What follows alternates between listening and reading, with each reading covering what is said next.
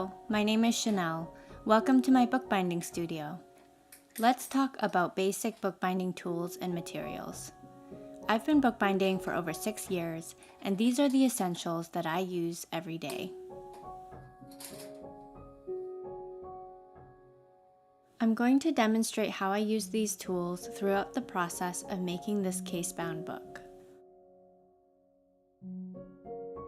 Bone folders are very versatile, as you'll see me use them from beginning to end.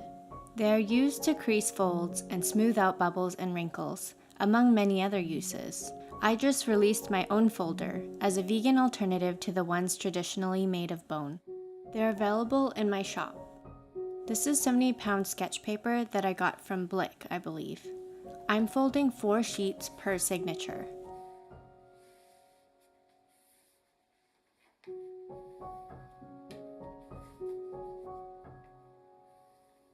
I'm going to use this OLFA knife and metal ruler to cut the paper to size.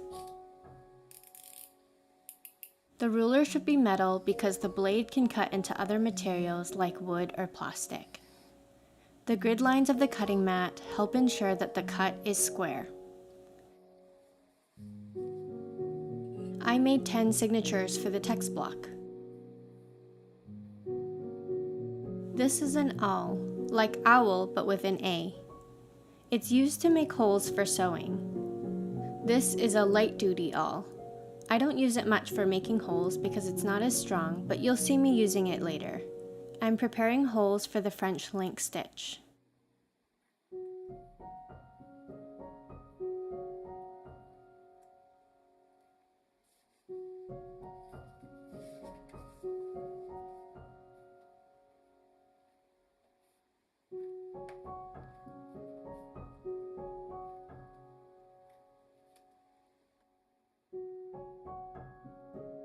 For sewing, I use waxed linen thread and a curved needle. The wax prevents the thread from fraying. I like to use a 2-ply thread for case-bound text blocks and a 4-ply thread for exposed spines like the Coptic stitch.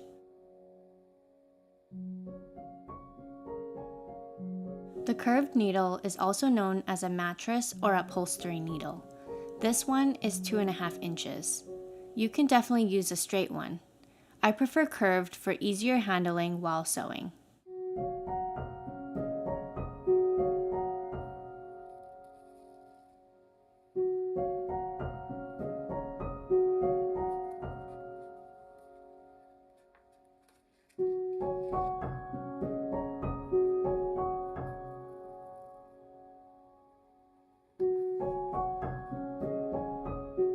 After the text block is sewn up, we need to press and glue the spine.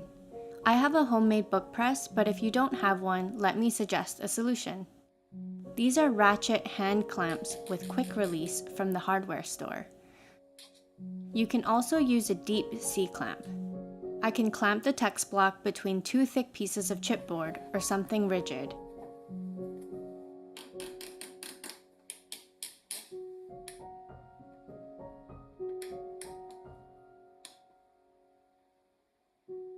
And prop it up with 2 bookends. This is archival quality PVA glue. Sourcing archival quality glue is important because it will ensure the adhesive won't yellow or degrade and will last for many years. I like to use foam brushes to apply glue, and they're easy to find at the craft store. There are brushes made specifically for gluing, which I'll likely get after I use up the foam ones.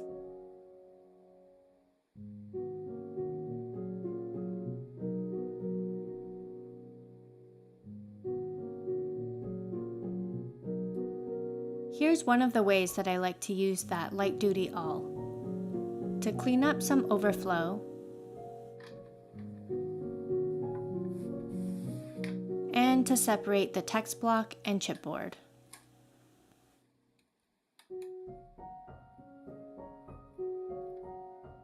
I'm adding the end papers to the text block. These end papers are 80 pounds, slightly heavier weight than the sketch pages.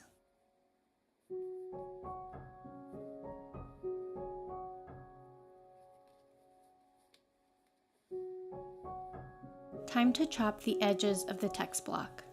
I have a heavy-duty guillotine, but for many years I would hand cut my edges. Here's how I do it. Using a new or sharp blade, hold your ruler firmly against the text block. Cut using medium pressure. Make sure your blade is perpendicular to the cutting mat and your shoulders are facing your work.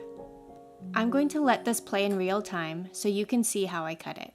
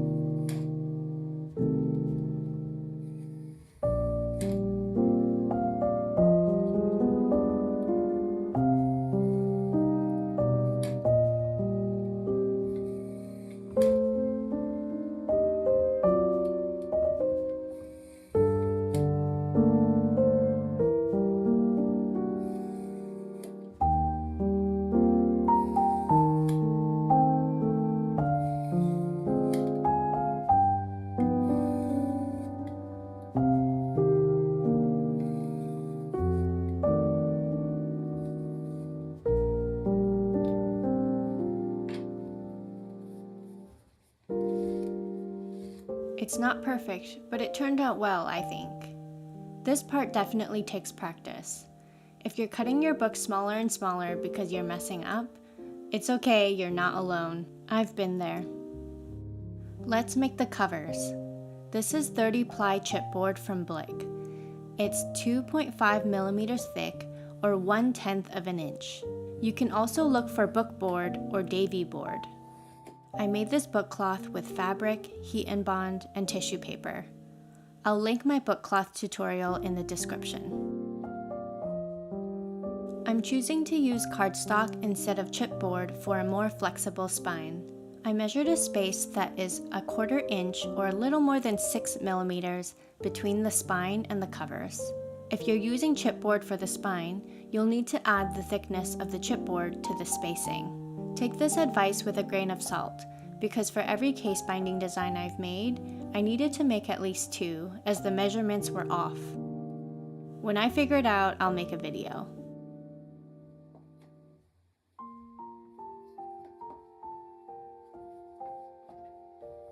The folder is great for smoothing at this step. This is the third cutter making an appearance. The rotary cutter is ideal for fabric, but I learned that it can also be used on paper, especially lightweight sheets that the box cutter tends to tear.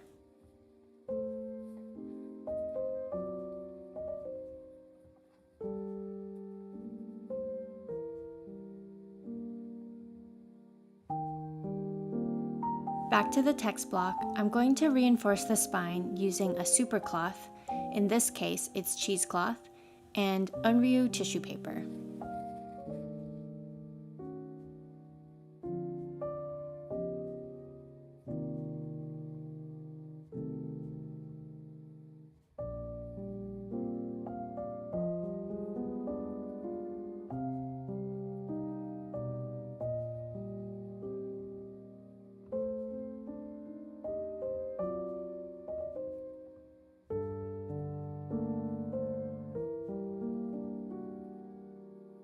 End bands cover the space in the spine between the text block and the cover, and are traditionally sewn on. I think it makes the book look professional and complete. To make glue-on headbands, I use a strip of fabric and fold it over some cotton twine.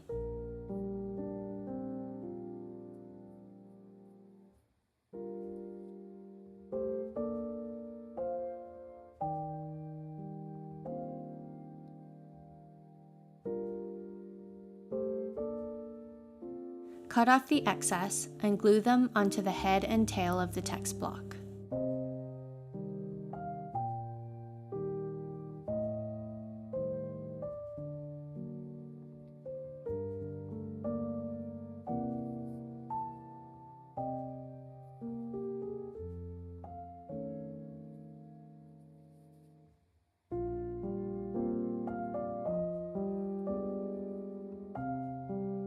We have reached the final step of casing in the book.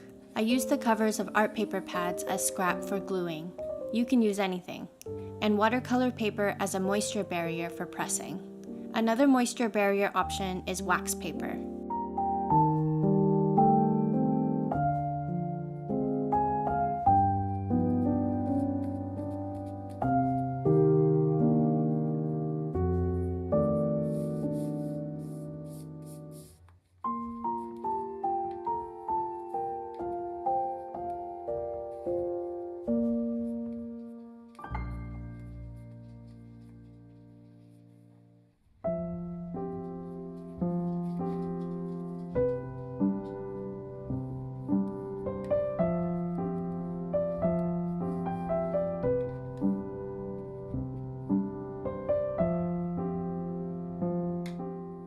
The book is pressed overnight.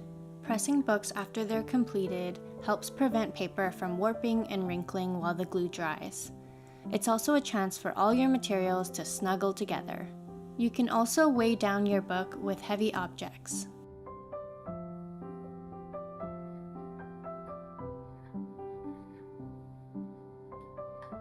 Pulling books out of the press the next morning is one of the best feelings. Here's how it turned out.